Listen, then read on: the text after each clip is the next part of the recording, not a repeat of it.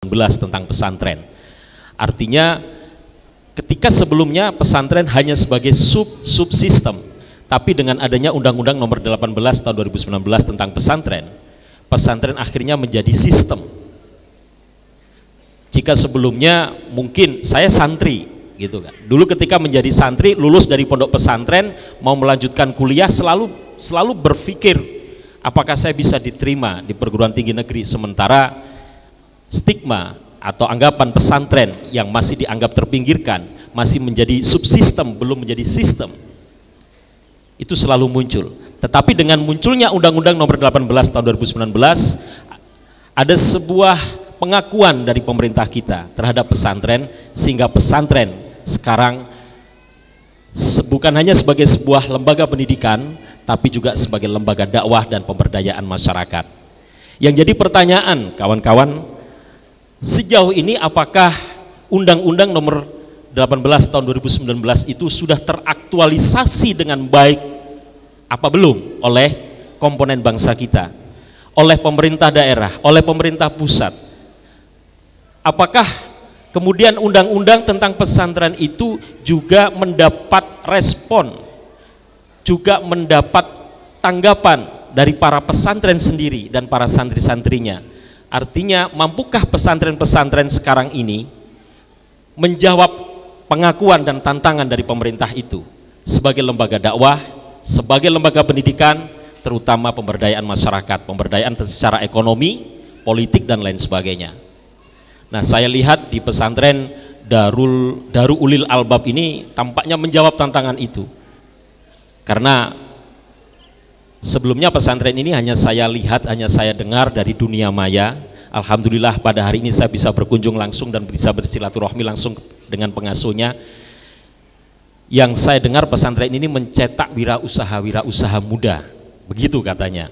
Dengan konsep pendidikan, pengasuhnya yang mudah-mudahan saya tidak salah, beliau memiliki konsep tadzakur, tafakur, dan amal soleh. Mudah-mudahan saya tidak salah. Nah, supaya saya tidak salah dan semuanya tidak ragu, kami undang Profesor Dr. Kiai Haji Harisuddin Akib untuk berdiskusi pada pagi hari ini menjawab tantangan pemerintah, seberapa besar pesantren dan para santri ini bisa menjadi sebagai sebuah lembaga dakwah, lembaga pendidikan, dan lembaga pemasyarakatan.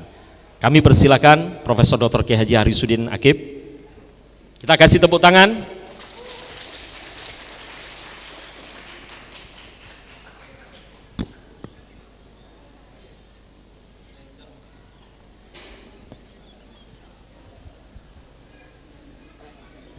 Narasumber selanjutnya ini juga tidak kalah gitu ya. Masih muda, seorang santri yang pernah nyantri di Pondok Pesantren Rejoso Darul Ulum Jombang selama tahun 89 sampai 92, kemudian melanjutkan pendidikan, mengambil jurusan tafsir hadis,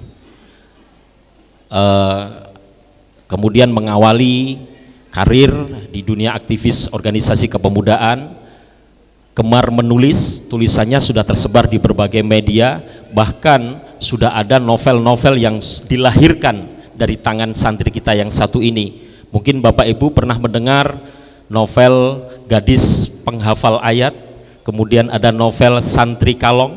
Nah, itu adalah karya beliau. Kita kasih sambutan meriah pada Bapak Haji Misbah Soim Haris, Ketua Dewan Koordinasi Nasional DKN Forum Silaturahmi Forsis.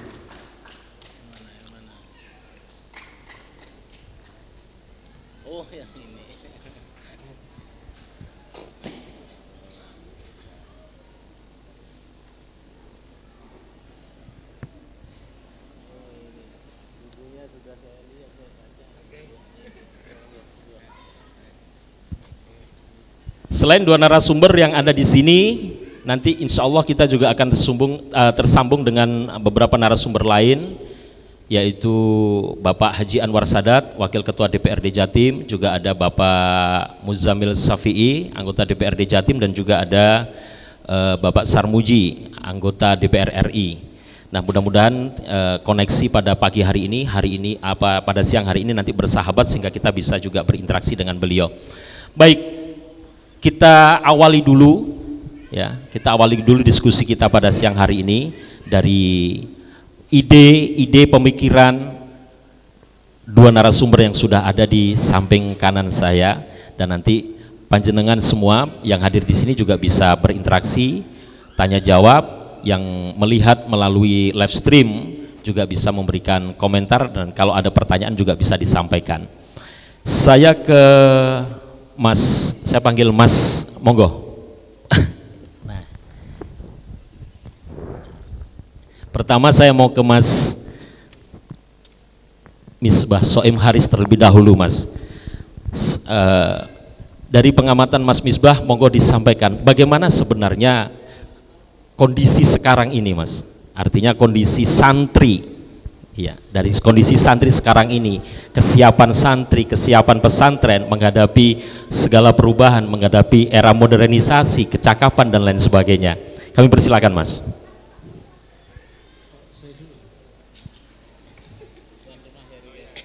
Jadi nanti kalau salah saya bisa direvisi sama Kiai. Jadi kalau pakai yang kedua, saya nggak berani merevisi.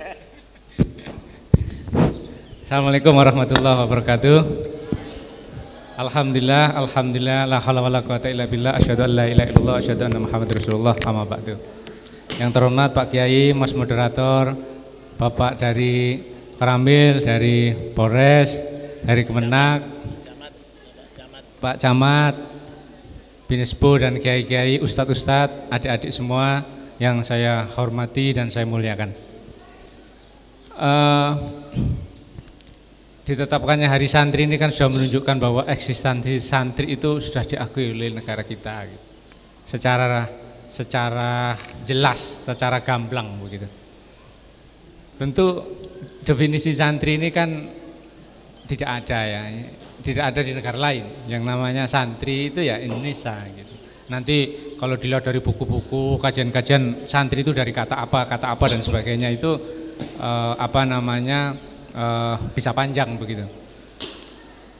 Dalam studi yang serius yaitu oleh Clifford Geertz, seorang antropolog, itu meneliti tentang masyarakat Jawa. Nah, disitulah muncul yang sampai hari ini juga menjadi pembahasan oleh kalangan intelektual, meskipun kategori itu sekarang dianggap tidak relevan, digugat lah begitu.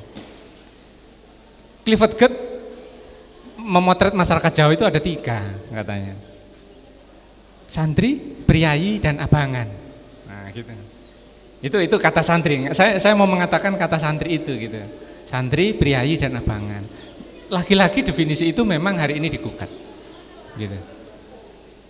Dulu di dalam 60-an yang santri itu ke ke NU dan Masumi.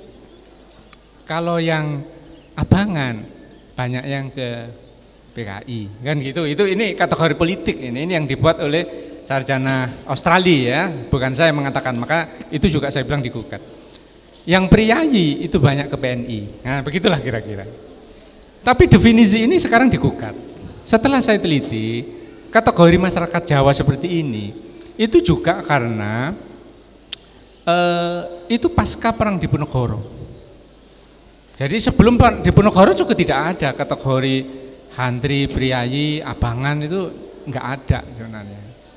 Itu sejak zaman Diponegoro, ketika perang, Diponegoro itu dianggap oleh penulis barat, hari ini juga masih hidup, Peter Gray itu dianggap sebagai tokoh terbesar kita di abad 19.